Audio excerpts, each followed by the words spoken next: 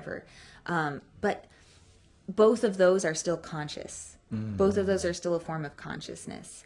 And consciousness is present in my personal experience and belief in everything that is life. Consciousness is kind of, it's the fabric. It weaves this all together. And that there's a process, right? There is a conscious process, whether our mind is aware. There is a process that is consciousness itself working itself out in you. And I think that there's a lot of beauty in that, and that is why sitting down and listening to yourself, pausing and actually like being with yourself, and like you said, what's coming up every day into your awareness, well, that's what your very own consciousness is crying out to be made more conscious. Right? Like that's like the growth process is right there. Totally. That really resonates with me. And you said listening to yourself. And that's one of the things, I've started doing with my clients, that John does with me, that I know you and I have listened to Sherry Uber talking about, and that is like recording yourself. So if it's recording yourself having a conversation with a coach, if it's recording yourself talking out loud about what you're going through and how you're going to handle it, and then actually listening to those conversations has been really a valuable tool for me to actually hear myself going through my coaching sessions. I know a couple of my clients have expressed how much they are benefiting from having those recorded conversations to listen to during the week. I think it's priceless because you actually get to hear yourself and go, oh, it's different than thinking it and saying it, but actually hearing it. It's just, man, what a cool thing. Yeah. Well, and I think just on that note, I think we shared this before, but I love the practice of when you have a problem, like something that's really bothering you, like you're really down about it, record just like mercilessly exactly what it is you're feeling with as much passion and bluntness and like emotion as possible, and listen to it and keep listening to it until something inside of you starts speaking louder, and then record that voice in response. And it's amazing the wisdom that's already inside of us that will come out to teach in that moment, to really call that part of ourselves to a higher conscious awareness. What a cool gift you could give to yourself. Yeah. It's a really great practice. And again, that requires a certain willingness to face yourself. And a willingness to have a problem. Right. Yeah, right. I mean, there's a certain willingness to go, oh, this which keeps coming up, this which rising to the surface, which wants to be worked on now, as opposed to, well, I need to lose this weight. I need to make more money. Well, maybe you will lose weight. Maybe you will make more money. Maybe if you work on this thing that keeps popping up. Yeah, or or things come up, and then for me, when I was really well, oh my gosh, look at that. I'm just being really negative, being totally lack mindset it again. Here we go. I need to say some affirmations to bring abundant awareness in my life. And all the while doing exactly what my subconscious mind was asking me not to do. I was doing the very thing that it was no, please, I was ignoring. Because I was well, I know what I need, right? This is what I need.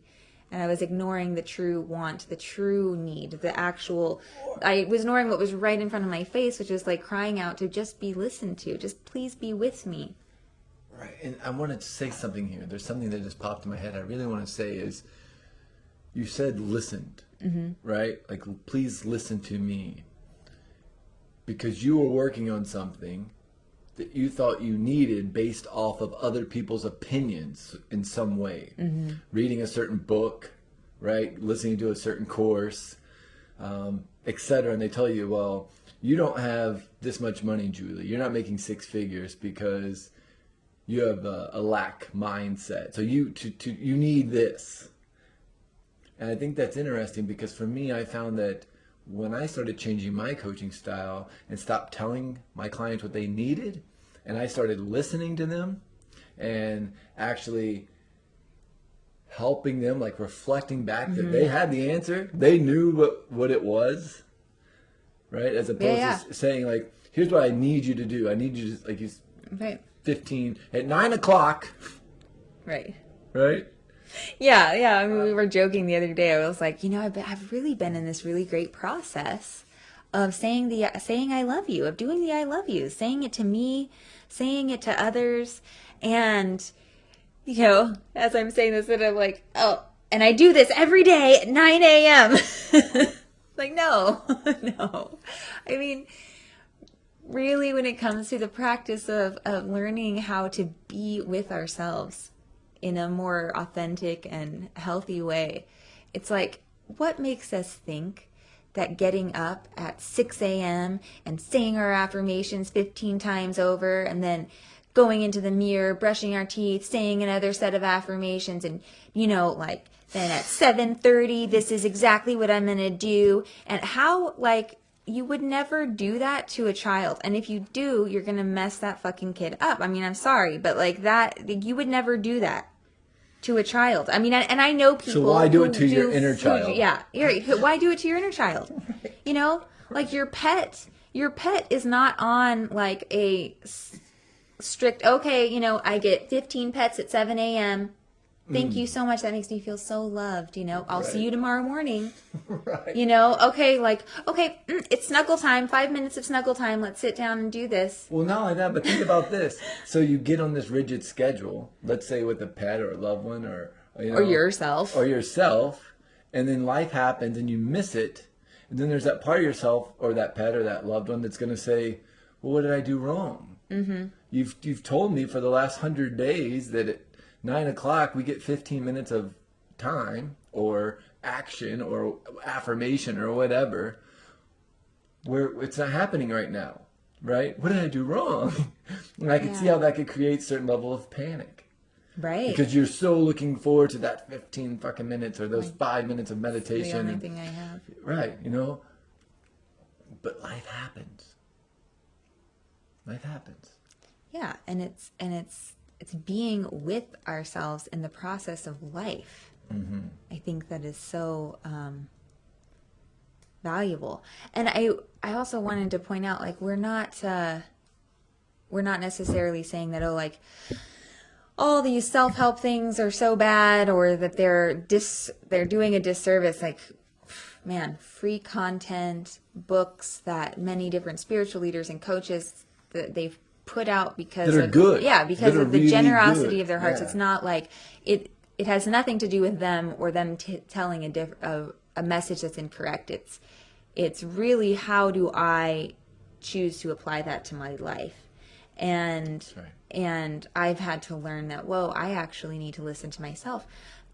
And in listening to myself, I am led to the very thing that I need, that assists me in what it is that my spirit is really searching for. Right. So let's talk about that for a second. Even when it comes to my clients and your clients, I don't believe I have answers per se. I believe I have tools. Yeah. That, a lot of teachers and coaches and mentors and courses and books have given me. Mm-hmm.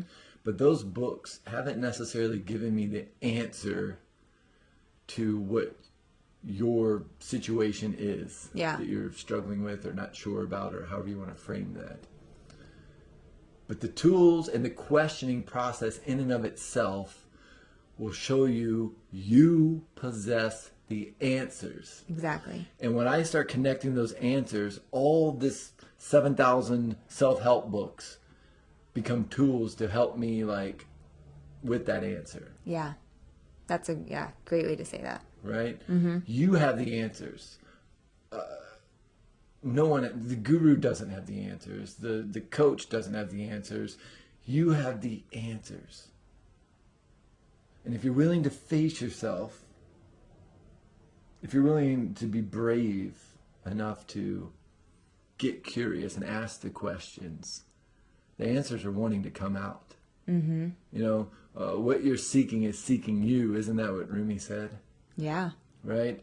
And then all of this wellness community, health community, spiritual community, self-care community, all of these amazing human beings who've created all this content and material and courses and books, they've given you tools. Right. They've sat down and said, look, I was downloaded this tool for you. Yeah. Right? And that's why it's like you said, no one should be poo-pooing on anyone else. Mm-hmm. But we should be very cautious not to seek answers from our coaches and our mentors and our gurus, but to seek connection, to seek reflection, to seek what tools are in their bag that I can put in my bag, mm-hmm. right? But you have the answer. Yeah. And that's the thing. If you're willing to face yourself, you'll recognize that you have the answer. Yeah. And there's one last thing I want to say, and then we can wrap this thing up. Did I cut you off? No. I know sometimes I do, so parts of me can be interruptive. There's a certain level, I think, about facing yourself that is directly tied to and supported by honesty.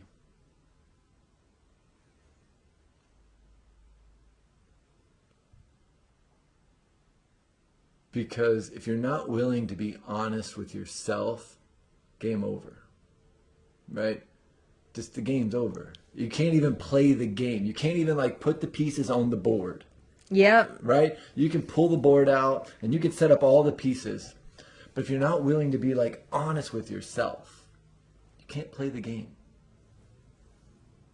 Right? And for me, that was a big part of my moving from states of survival into states of stability, moving from states of depression into states of acceptance, vice versa, all over the board, right? Was that I had to learn how to be honest about where I was in a non-judgmental way. Mm-hmm. And so going back to your idea of accepting myself, I started thinking about more, okay, how did I get to accepting myself from overcoming to accepting? And I realized it was honesty. Just being really, really honest and really, really in everything, in everything that I do.